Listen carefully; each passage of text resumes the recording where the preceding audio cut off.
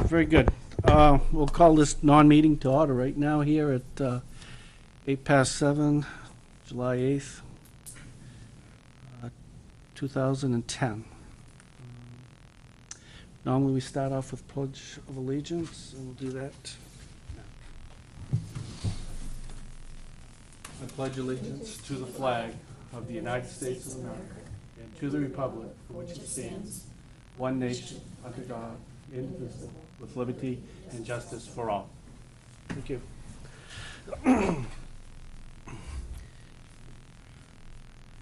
Erica, if you would do the roll call.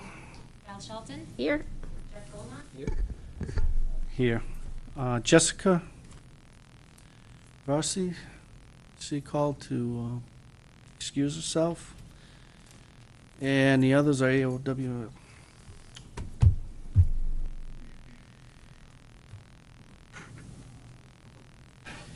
Any public comments we'll listen to? Okay, none. In place of the public comments, tonight we're happy to have the two young ladies that received the Conservation Commission Scholarship for 2010. And first, if Amber Harshly, is that correct? Yes. Okay. Congratulations. Thank you. Something that you earned, Thank you. and hope it does you well. Thank you. And this is, Yes. Bruce, why don't you go down there? That would be good.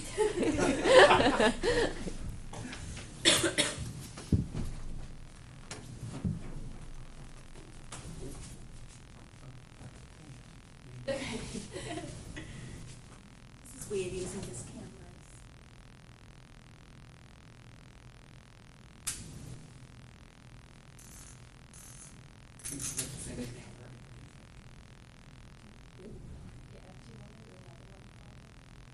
Thanks. Yeah.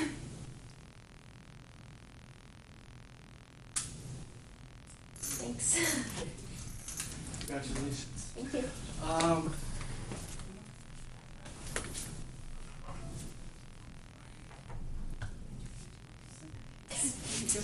Yeah, Yeah, I don't have anything. just recognize her. Brianna James, your check is in the mail. It's probably the first time you've heard that, but you'll get used to it. So congratulations. Thank you. And I know you earned it, and good luck at Boston College. Thank you. Oh. Maybe. Shake hands. That's great. Good, thank you. Thank you.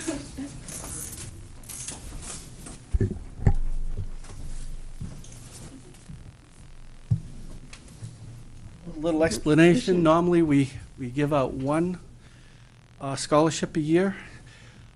Last year, there was no one that applied for it, so we decided to give out both this year, and two deserving people applied and received. Thank you very much for taking the time to do that. Good luck with your schooling. Thank you. Okay. I'm going to do away with the approval of minutes, since we don't have a quorum. And one of the treasury report, the treasurer is out, so we're going to do away with that. But we did have a request from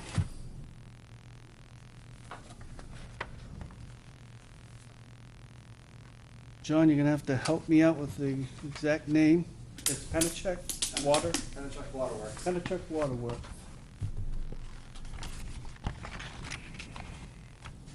And they're going to do some upgrades, I understand, to the Turkey Ridge subdivision. If you want to get up and present that. And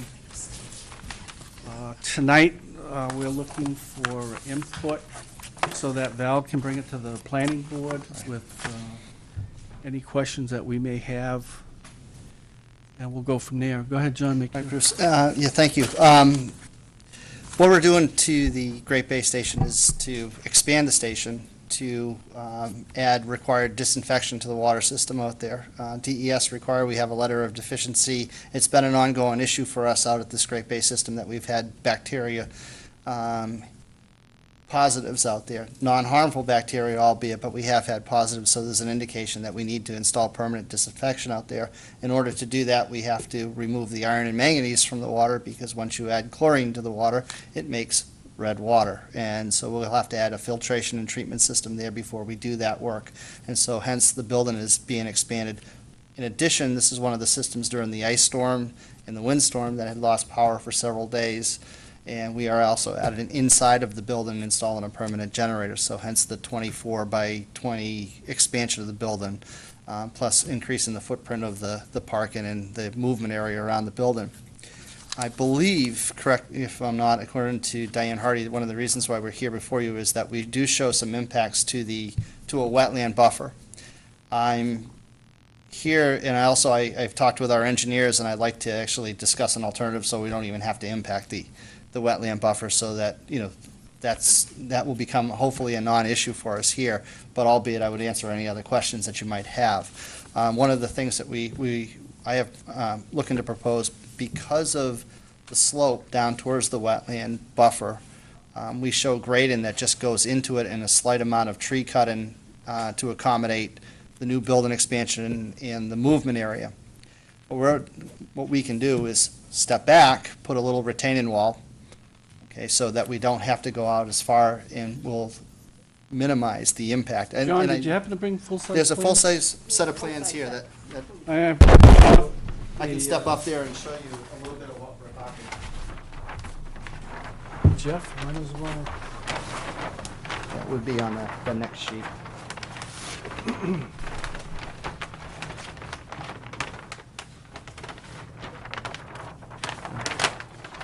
You can see, here's the identified and mapped wetland here, and then there's a radius that's drawn around here for the wetland buffer.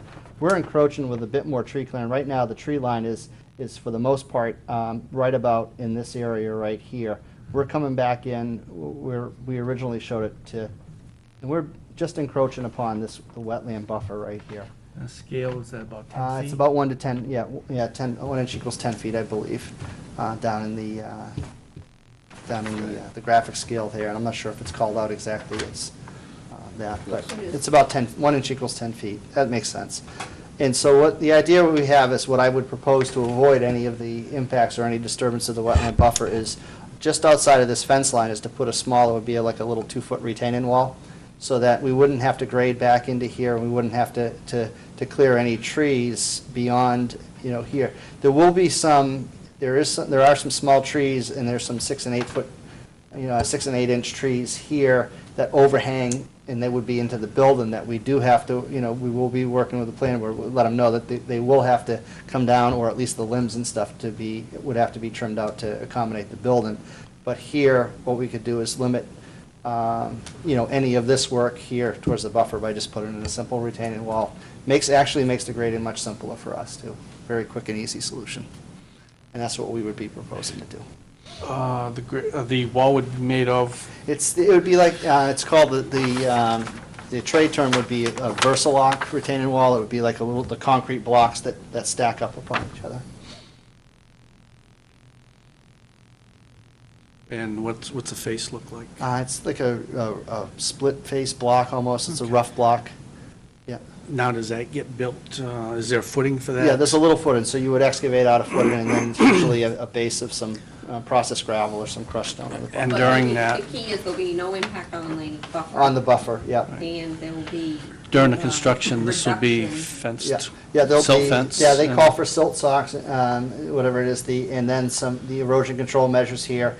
And what I would also do is ask our, we can also actually add the orange, construction fence, put it there so that this is where it is, don't go beyond here, and just to keep any, Keep equipment inadvertent and, equipment, yeah. out of that area? Right, most of the work can be done, within this area here. I think that would be a relatively, easy and simple thing to do, just to make sure that we're not doing anything there. First question that came to my mind was fuel storage, and it's It's pretty well shown out here. Yep. They're gonna be above ground or? Nope, they're all below ground. Below Yeah, ground. they'll be buried, and we'll just regrade over those, yep. Okay. So it's all propane, because it's a wellhead protection area, because we have our two wells that are about 300 feet or so as the crow flies down here towards it would be like the northwest. Is this riprap? No, it's actually, it'd be like a gravel driveway like it is right now. Gravel. Yep, Um, and kind of coincides with the gravel roadway. Jeff, did you have questions? And the area and the impact over here within the buffer? Yeah, well. That's to put in this. Right, that is, right here, we have an existing overhead, and what we'll be doing is running out and along here. There's a bunch of sumac, and I do have some photos that I can show.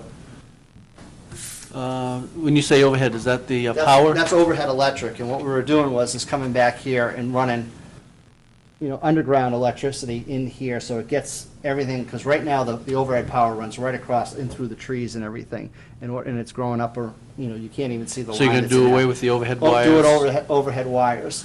Now, again, we'll be coordinating with PSNH and our electrical contractor on that, because this is the primary pole. So right you here, need to which get is- in here to dig a 2-foot deep trench? It's about a or 2-foot deep trench, probably be about that wide for a And- conduit. This line, it'll be outside of the impact? Right, if it does, see right here, right where right at the edge where the pole actually sits within the wetland buffer right now, I mean, it's not much we can do to get around that. There- I think utilities are allowed to be in Yeah. the buffer. Yeah. There are some, and we are looking at some other options, because we have to keep this station completely alive and operating during this construction. And there may be a reason where we might have to set an additional pole here that may eliminate the need of having to go back here, but we haven't been able to make that decision. But one way or the other, either, the worst case is that we would have to go back to this pole, and I think it's probably, 2 feet into the buffer already. But either that or set an additional This would be a pole. permanent pole? That'll be a And then permanent, it'd yeah. be underground from Yeah, there? we can go underground, or I prefer to keep things underground, because a lot of times when we move equipment and stuff and maintenance issues, you don't have, working on roofs and stuff, it's nice to have just this stuff underground from the pole. But again, it may require another pole in order to keep this live during construction, and, not use this pole here to come back to here. So it may involve that. So we're looking at other options that are going to be more driven by the actual construction process. But my only question about that was that if you do end up clearing through here, if it's possible that you would not scrub the stumps out? Oh, that's, 'Cause no, yeah. It says in here that it'll be grubbed and Yeah, everything. we like can if take it's- the grubbing as much, anything outside of where we're actually Actually showing have to dig the physical trench. improvements, but will have to dig the trench, but anything outside of trench work or anything outside of fill So work, if we the won't trench was grub. only this wide, you might Yeah. not grub all the way. Right, and and I think it's possible with a sweep, we can get out of that quicker and maybe run down along the edge of the road. But we do have some well lines here that do run up here, so I just have to be careful at where those are. This is the existing road, That's the existing correct? gravel road, yes. And these are some, You Just explain to me what these lines are. oh, those are existing buried water tanks. There's Okay. 3 steel water tanks underneath there. And are there new ones going to be installed, Jim? No, those are gonna remain. Okay. This is, if you're looking at it right here, this is looking down the road, and the pole doesn't show up, but the pole's right in the trees here. And I think you can see the overhead coming across and through. And I tried to get some pictures, Valerie, of, into the woods to show you where the wetlands were, but it's just, way too, overgrown and stuff in there for that. And this is looking, oops, back up to the station, looking up there. So there were some pictures, I tried to get some pictures for you, just so it showed you where things were, but. For the planning board meeting, I would recommend having these the photos on the board. Absolutely. And the plan on the board, Yeah, because then the public will be able Right. to see that. that's right. Now, so everything's in place as far as during construction, you're going to protect that area. Mhm. If you construct that wall, retaining wall, it'll actually be less, Less disturbance. impact. Right, because these contours won't have to come out at a 2-to-1 or 3-to-1 slope. We can bring those right back up to the wall. top of the wall. Yeah. They have under drains to kind of drain out at the base of the wall. They do, they have a little drain, and it could either be outletted over in this area here or out here. Now, with the with the drainage of material and stuff and the height of the wall, we may not necessarily need that in this case, but that would be a design issue we'd look at. In the process, does this get, like, back flushed, and where does that go? Oh, well, the backwash, what it is it'll be a backwash water in the standard for iron and manganese. That water will actually come out and there'll be like a stone basin here, and it discharges in and infiltrates into the ground. And that's very typical for, and this requires a discharge, it's not technically a discharge permit from the DES, for lack of a better term. And that would be the discharge would be, registered with the DES. And typically, we would have to sample it and monitor it.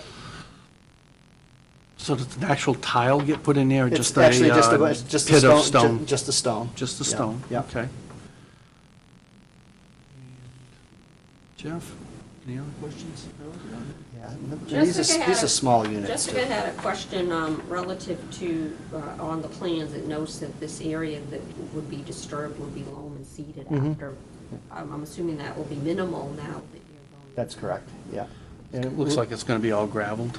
Yeah, the whole, that area, yeah. This Any, area right here. I think That'll Jessica's be- main, That'll be all loam and seeded right there. It'll be sand over the top, so we're gonna build them down and then fill over them. And then it would be loam and seed on top of that. So there's a flat area out here, and that flat area is just gonna get extended over and slope down towards the road. if I read Jessica's email, I think I understood it, that she was, said something about fertilizer use. Yeah, it was the same issue that came up on the culvert for Mhm. the Conic Drive. Right, if that could be kept to a minimum. Right, it may be only start a fertilizer, but right now, it'll be probably some type of a conservation mixed grass, seed, clover or something, or whatever. Right now, it's so shady there that you get some small, it's grass now over this, and it'd just be whatever we get going there. Appears that most of it will be applied at least 35 or 40 feet from the wetland. Oh, yeah, I mean, here's your, Oh. well, and it's all really right up here, so you're looking at about The 50, building's 60. 20-foot Yeah, addition. Yeah, You've got 10 Or- feet here. yeah. If they build that retaining wall, they shouldn't have Right. to apply much fertilizer, No, if any, back there. we wouldn't, and it's shady enough so that, even if there was some disturb there, you plant a shade mixture, and it doesn't get a lot of sun down there. Right. I think that was one of my concerns, that and the fuel tanks, gas. It's, like I said, the Propane gas, propanes, correct? Yeah. When would be the projected start? As to soon finish? as we get this, we You're get under the the go-ahead. DES order. Right, and we want to have this up in, the building we'd like to try to get done, before the middle of September. It will go fairly quickly in the site, and then we'll be working on the interior with the electrical upgrades and installing the treatment after that. So we're hoping to have everything, sometime in October up and running. The generator will be housed inside? Inside, yep, yep. Typically, they the can be out- generator, is that in an area inside there where if there's a spill from the oil lubricants? Right, there's no floor drains, there are nothing in there, so, so anything that would be done in the maintenance is all contained within a concrete work area. Okay. Yep, so.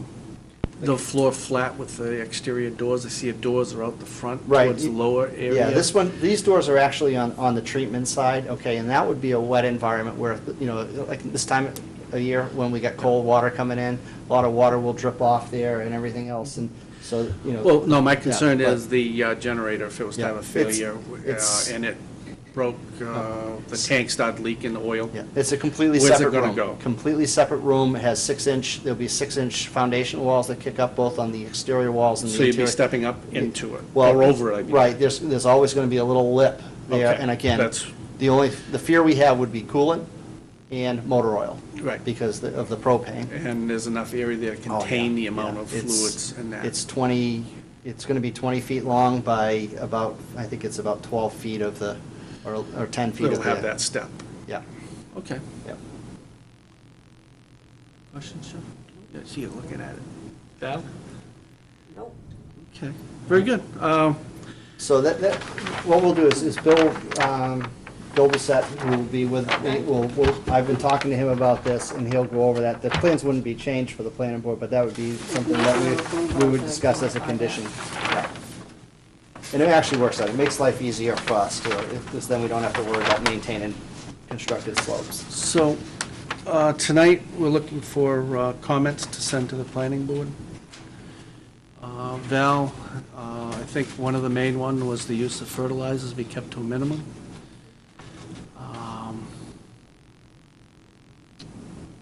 I think with the, that block wall,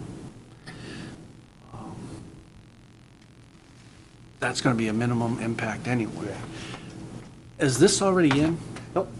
So this That will will be be constructed, yeah. constructed, which is Yeah. just a sand pit? Yeah, to- they'll be running out with a little, the pipe to it, and then it'll be just excavated and, a hole and covering it up, filling it up with some stone, and we discharge right into the stone.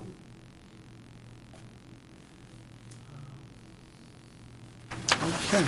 Jeff, did you have anything you want the planning board to keep in line, other than Just the only thing I had mentioned The was just fertilizer. the grubbing and The grubbing, stumping, we've got that the utility. keep the grubbing as minimal as possible. as minimal as Yeah. possible? Understood that the utility should be buried.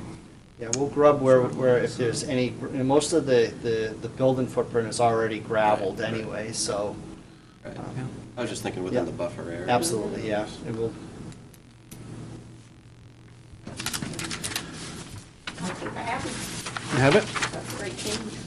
Simple. I think it makes it a lot easier than trying to get in there and do the landscaping and, A little more costly, but I think it's just better overall, so. Yes. very good, Appreciate you John. considering Thank you. that. No problem, thank you very much. If there's any other questions, feel free to get in touch with us. Thank you. Thank you. See you Tuesday. You bet. I think that was the major business of the meeting.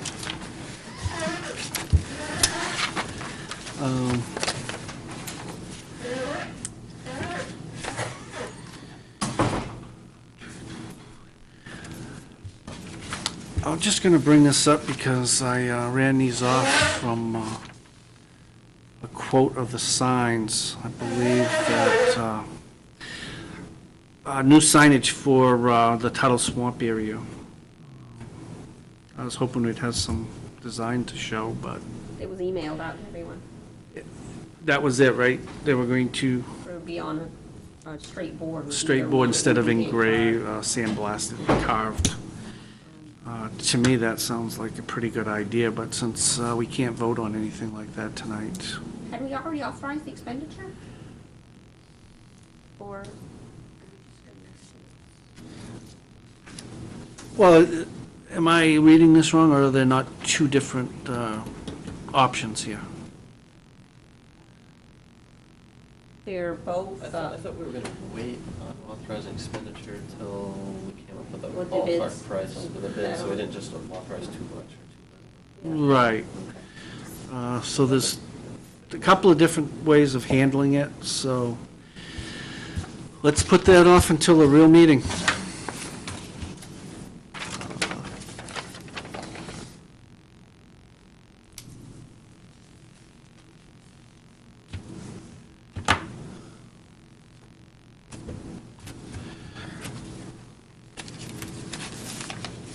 the only other thing to report from the planning board perspective is